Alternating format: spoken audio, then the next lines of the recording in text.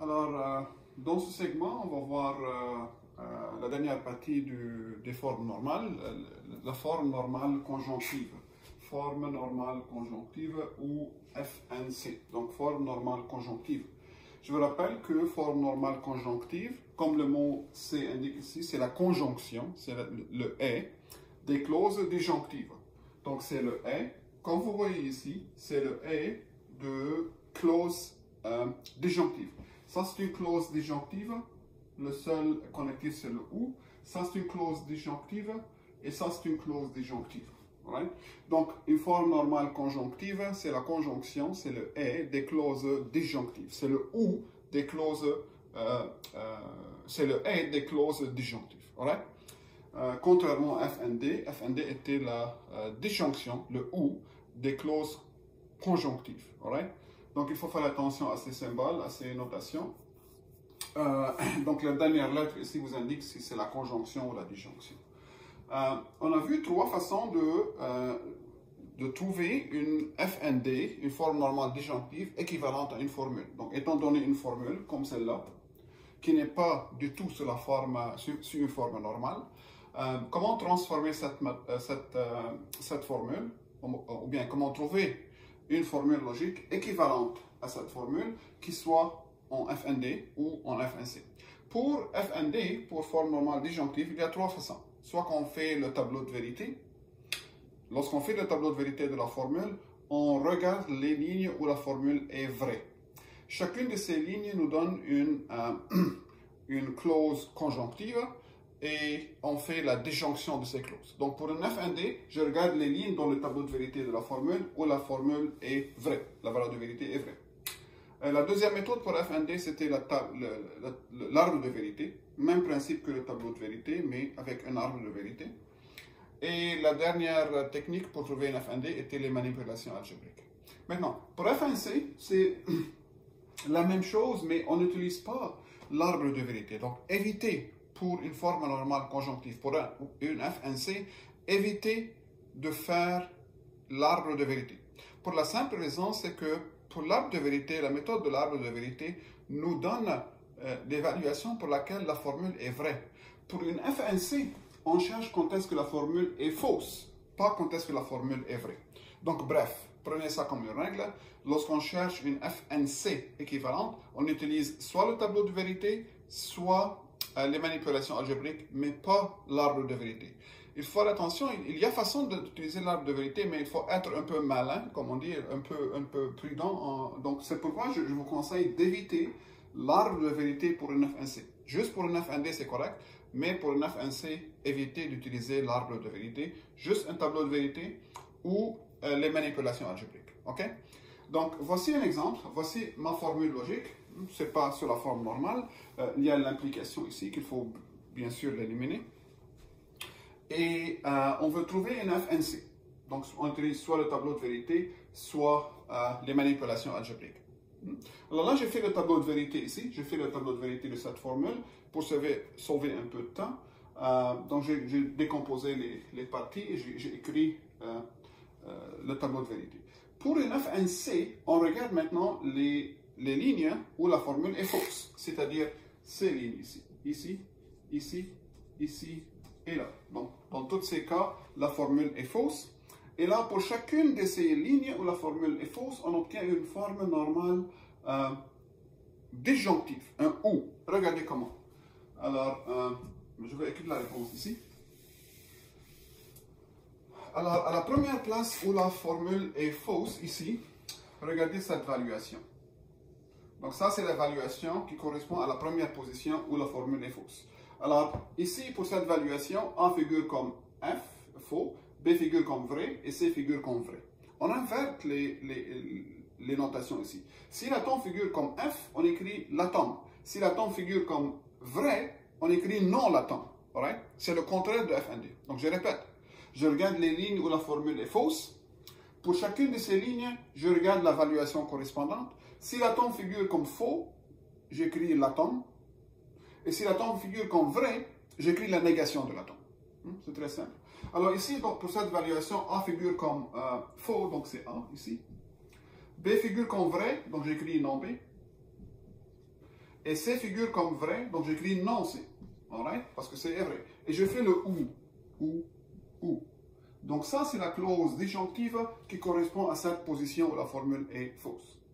La deuxième place où la formule est fausse est ici, qui correspond à cette valuation. Alors qui correspond à cette valuation, ici A figure comme faux, V figure comme vrai et C figure comme faux. Donc A est faux, c'est-à-dire A figure comme A. B est vrai, donc B figure comme non B. Et C figure comme faux, c'est-à-dire C figure comme C. Et je fais le OU ici. Et à cette position, la formule est vraie. Voici la valuation correspondante. A est faux, B est faux, C est vrai. Donc A, B, C est vrai, donc j'écris non C. Et je fais le OU, comme ça. Et finalement, la dernière place où la formule est fausse, et à la dernière valuation ici, faux, faux, faux. Tous les atomes sont faux, donc j'écris A, ou B, ou C. Alright? Alors, je trouvais les clauses disjonctives. Pour former une FNC, je fais le et, je fais la conjonction de ces clauses, et voilà mon FNC correspondante. Voilà le FNC correspondante. Right? Donc, c'est l'inverse presque du FND. Je regarde les lignes dans le tableau de vérité où la formule est fausse. Pour chacune de ces lignes, je forme une clause disjonctive et je fais la conjonction, le et de ces clauses. Alors, pour une certaine valuation pour la formule, lorsque la formule est fausse, si l'atome figure comme faux, j'écris l'atome dans la clause, et si l'atome figure comme vrai, alors j'écris la négation de l'atome dans la clause. Alors, j'obtiens comme ça une FNC équivalente. Donc, cette formule et cette formule sont équivalentes, sauf que cette formule est en forme normale, conjonctive. Si je fais le tableau de vérité de cette formule, je trouve exactement la même chose que ça. Donc, ce sont deux formules logiquement équivalentes. Remarquez aussi qu'on obtient une FNC complète. Je vous rappelle, complète veut dire chaque atome de la formule, il y a 3 atomes dans la formule, et chacun de ces atomes figure dans chaque clause. Donc, la méthode de la table de vérité, que ce soit pour une FND ou une FNC, nous donne une forme normale complète. Right? Pas nécessairement les autres méthodes. Alors, pour la même formule, maintenant, on va utiliser la méthode des manipulations algébriques. Comme j'ai dit, pour une FNC, juste 2 méthodes à faire. La table de vérité ou les manipulations algébriques. Évitez de faire l'arbre de vérité dans ce cas. Donc, je commence avec cette formule. Ça, c'est la formule qu'on vous donne. Et je vais utiliser les manipulations algébriques, c'est-à-dire les règles de Boole, les équivalences fameuses qu'on a vues au début du cours. Alors, ça, c'est une implication, n'est-ce pas? Ça, c'est une implication, c'est la forme P implique Q, qui est équivalent à non P ou Q, n'est-ce pas? Donc, j'écris ça. Donc, c'est la négation de la première formule. Donc, ici, non B implique non A. Comme ça, implique non C. Ça, c'est l'hypothèse. Donc, je fais la négation de ça. Ça, c'est non P. Ou la conclusion, ou A. Donc, justement, cette équivalence. P implique Q, c'est non P ou Q. Et je continue mes équivalences. Donc, ça, c'est équivalent A. Donc, ça, c'est la négation. Ça, c'est la négation d'une implication. N'est-ce pas? Ça, c'est la négation d'une implication. Que veut dire non P implique Q? Ça veut dire P et non Q. Donc, ça, c'est équivalent à cette partie. Non B implique non A. Et la négation de ça, non C. Fermez des parenthèses comme ça. Donc, cette forme ici, c'est la négation d'une implication. Ça, c'est une implication. Et c'est la négation de cette implication. Donc, c'est l'hypothèse qui est celle-là et la négation de la conclusion. Et il reste toujours le non A à l'extérieur. Je vais éviter les parenthèses maintenant, juste les écrire comme ça.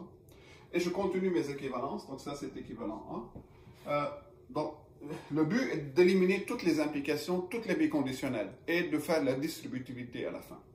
Donc, regardez cette forme ici. Ça, c'est la négation d'une implication de nouveau. Donc, ça veut dire B et non A et non C. Vous remarquez ici que c'est le et, donc je n'ai pas besoin de mettre des parenthèses. C'est le même connectif, comme ça. On a vu que le et est associative, donc ou A. ou A. Ok? Donc le non A, ça je le simplifie à A. Donc c'est B et A. Et même chose pour non C. Alors ou A. On est rendu à ce point. Donc ça c'est B et A et C. On est rendu à ce point. Donc là, je pose la question maintenant.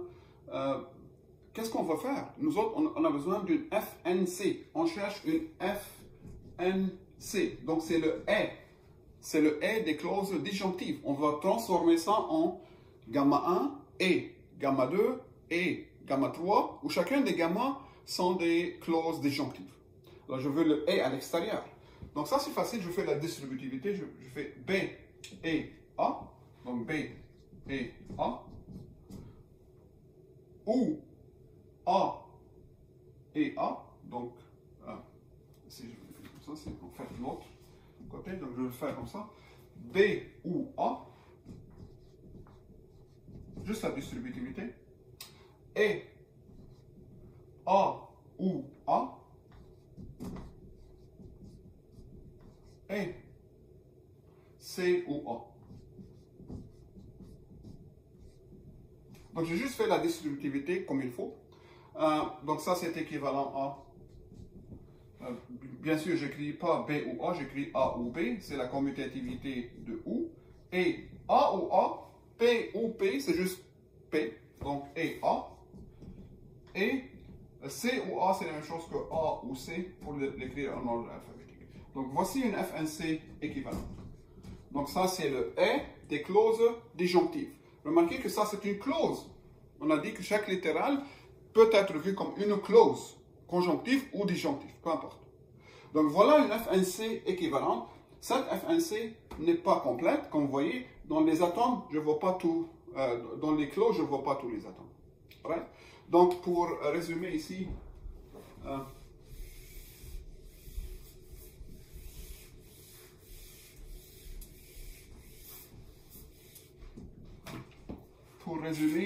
étant donné une formule composée, disons, de 3 atomes, comme ça, et tout ce qu'on connaît à propos de cette formule, c'est sa table de vérité.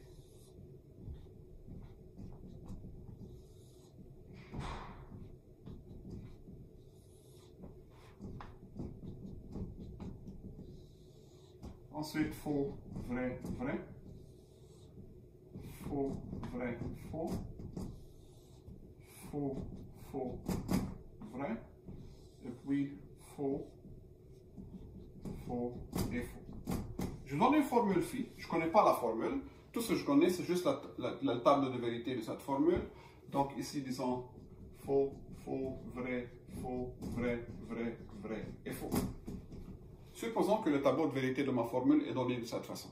Et la question que je vous pose, à partir de ce tableau, donne-moi une FND et une FNC équivalente. Okay? Donc, comment trouver une FND et comment trouver une FNC équivalente à partir du tableau? Pour une FND, on regarde les lignes où la formule est vraie. Ici, ici, ici et là. Je regarde les lignes où la formule est vraie. Chacune de ces lignes me donne une clause conjonctive. Alors, pour cette place où la formule est vraie, j'ai A et non B et C. Donc, A et non B et C. Ça, c'est la première clause. Pour cette place où la formule est vraie, j'ai non A et B et C. Donc, ou, non A et B et C. Ensuite, ou, pour cette position où la formule est vraie, j'ai faux, vrai, faux, c'est-à-dire non A et B et non C. Et la dernière place où la formule est vraie, c'est ici, qui correspond à faux, faux, vrai, c'est-à-dire non A et non B et C. Donc non A et non B et C. Donc voici une FND équivalente. Voici une FND complète équivalente. Pour une FNC équivalente, qu'est-ce qu'on va faire? On va regarder les lignes où la formule est fausse. C'est-à-dire ici, ici, ici, puis là. Souvenez-vous comment faire dans ce cas. Si l'atome dans la valuation correspondante figure comme vrai, on fait la négation de l'atome. Et le contraire si l'atome figure comme fausse. Alors, pour une f1c équivalente, regardez les lignes où la formule est fausse. Ça, c'est la première ligne. Tous les atomes sont vrais. Donc, A figure comme vrai, j'écris non A. B figure comme vrai, j'écris non B. Et C figure comme vrai, j'écris non C. Et je fais le E de ces atomes. Ensuite, je fais le OU, excusez-moi. Je fais le OU de ces atomes. Ensuite, E. La deuxième place où la formule est fausse est ici. A est vrai, donc A figure comme non A. B est vrai, donc B figure comme non B. Mais C est faux, donc C figure comme C. Alright, ça c'est la deuxième clause disjonctive. Et ensuite, à cette position, la formule est fausse. A figure comme vrai, c'est-à-dire non A. B figure comme faux, C figure comme faux, donc ou B ou C. Et la deuxième place où la formule est vraie est ici, la formule est fausse et à cette évaluation, tous les atomes sont faux, c'est-à-dire A ou B ou C. Donc voici une f1c équivalente à cette formule.